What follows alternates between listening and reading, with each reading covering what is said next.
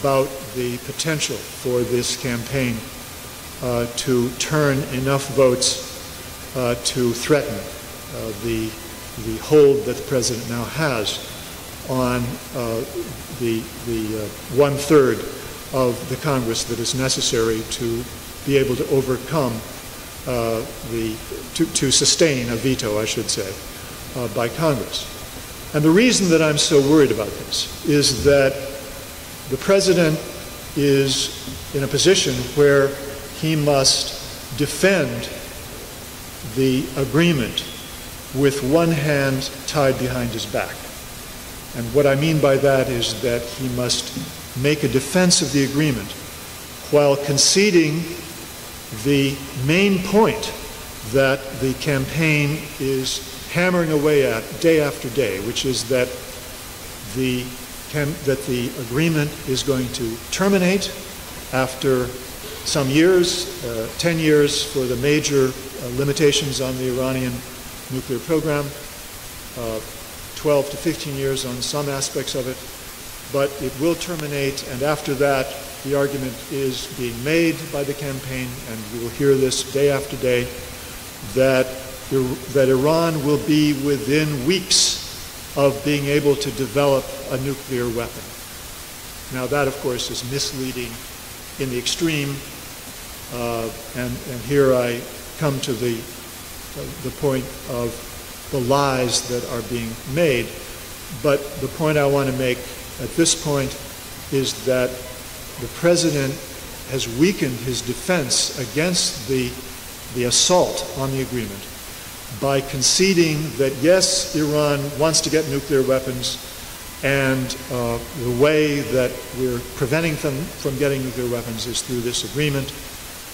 Unfortunately, it's not fully answering the assault that's being made, because he's not able to say that the Iranians are not going to go forward to get nuclear weapons after the agreement expires. Now, of course, he is going to argue that Iran, and here's where I will come to the lies that are being told. The lie is that the Iranians will be able to move swiftly to get nuclear weapons as soon as they're released from the limitations on their nuclear program within this agreement. The first point to be made here, of course, is that the termination of the limitations on the nuclear program will not end the IAEA's role. The IAEA will still be there following everything that's happening in the enrichment process, from the mining to the final enrichment and the storage of the nuclear material. All this will be followed hour by hour by cameras that are maintained by the IAEA. So there's not going to be any secrecy about this. If the Iranians were, in theory, to decide to go for nuclear weapons, they would have to immediately kick the IAEA out of Iran and announce their intention to the world. And of course, this is it's a ridiculous scenario, which even critics of the agreement, who are aware of the reality of the situation, have acknowledged that this notion of breakout, the whole idea of breakout, that the Iranians will suddenly announce to the world by, beginning to enrich uranium at weapons grade level, is simply not realistic at all. The Iranians would have no reason to do that at all. So this is part of the lie that underlies the campaign against the agreement. But of course, these are technical questions or details that the ordinary citizen is not going to be aware of. And so the problem, to come back to the dilemma that the Obama administration faces, is that in accepting the premise of the Israeli lobby, in accepting the premise that was pushed by the Bush administration, that the Iranians have wanted to get nuclear weapons all this time, the Obama administration is unable to take the offensive and say, this is all built on a fundamental lie. Because the reality is, and here's where I come back to my own book, what I've documented in my book exposes the false narrative that has been pushed for more than 20 years now, that Iran has been trying to get nuclear weapons. And the fundamental lie that underlies this overall false narrative is that Iran is like any other state, like the United States. If they have a threat, if they face a threat, of course they want to get nuclear weapons. All rational states who face a threat want to get nuclear weapons. That's the way the American national security state thinks. But Iran is different. And the reality is that in the Iran-Iraq War from 1981 to 1988, Iran was attacked by the forces of Saddam Hussein, not just with conventional weapons, but with chemical weapons. Year after year, time after time, 100,000 plus Iranians seriously injured, at least 10,000 killed by chemical weapons attacks by the Saddam Hussein regime. Chemical weapons which, by the way, he was able to manufacture because of facilities that were sold to him by companies in the United States and Western Europe, NATO countries specifically. So why didn't Iran then retaliate against the Saddam Hussein regime with chemical weapons? They were perfectly capable of manufacturing them, and yet they never once used chemical weapons during that war. Well, the reason is very simple, and that is that Ayatollah Khomeini forbade the possession of any weapon of mass destruction by the Iranian regime. Why? Because he said it is illegal, haram, under Islam. It is opposed to the principles of Islam. And he would not allow the Islamic Revolutionary Guard Corps to go forward with any work to even produce chemical weapons, let alone use them. And I've written a story about that, published last year in Foreign Policy, about how that happened.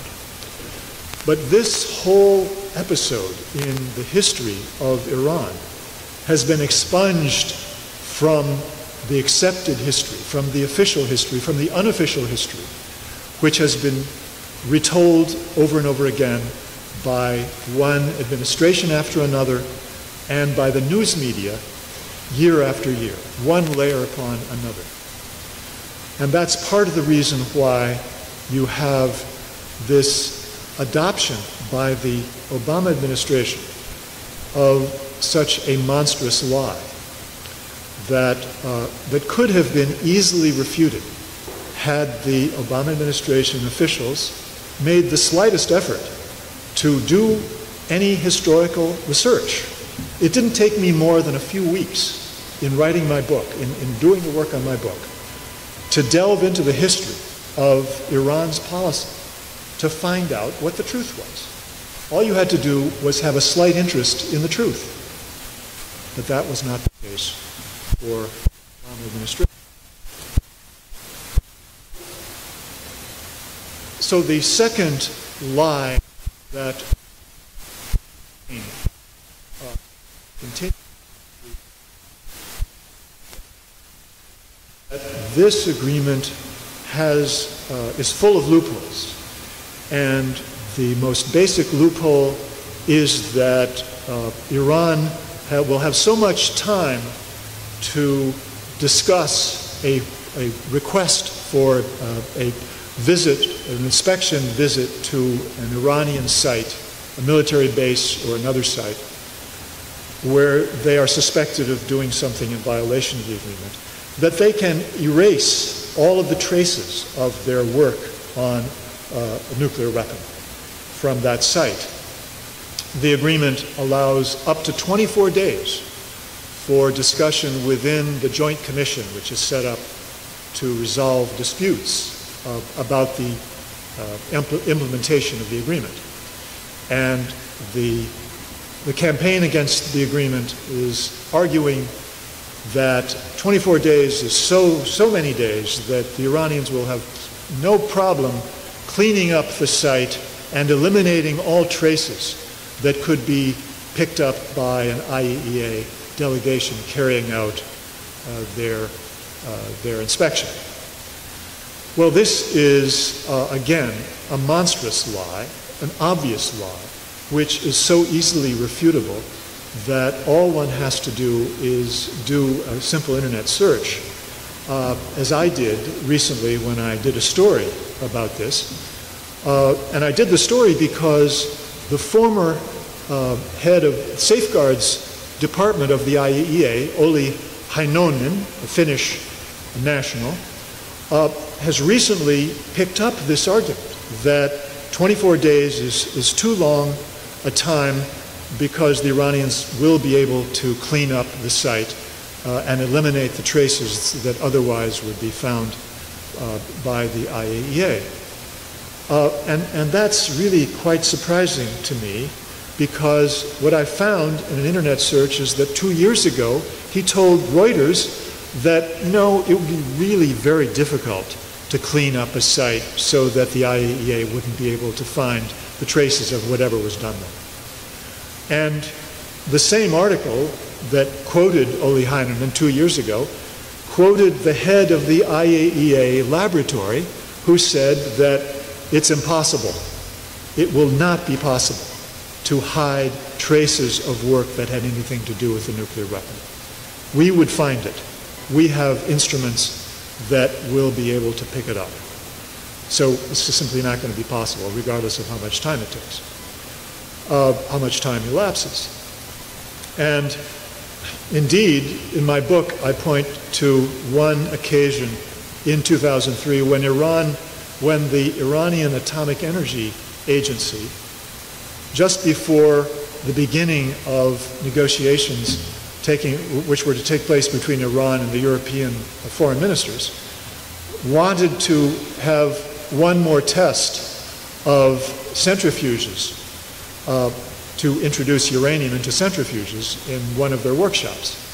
And so they introduced some uranium into a centrifuge, and then they tried to cover it up by putting new floors in, new walls, repainting the whole thing, and they thought they had eliminated the traces of uranium that would have been left.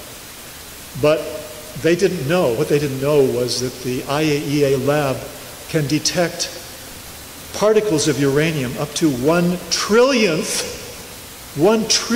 of a gram. So this is something that Olli Heinonen should know very well.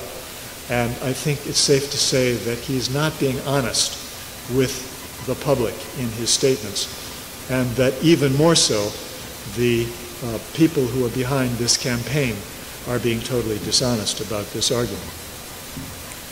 Now, the third lie that the campaign is repeating now over and over again is that another loophole in this agreement is that it allows Iran to continue to develop ballistic missiles, his ballistic missile program. And that means that Iran will continue to work on an intercontinental ballistic missile, an ICBM. And of course, that means that Iran, they're talking about Iran being able to develop a missile that can attack the United States.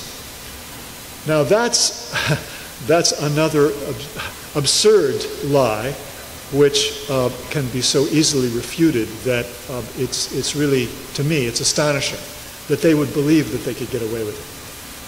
Now, the reality is that no independent observer of the Iranian ballistic missile program has ever believed that Iran was working on an intercontinental ballistic missile. The Iranian work on ballistic missiles has all been devoted to missiles that could reach targets within the Middle East. And those missiles have indeed been developed, they've been deployed, The Iranians have talked about them publicly.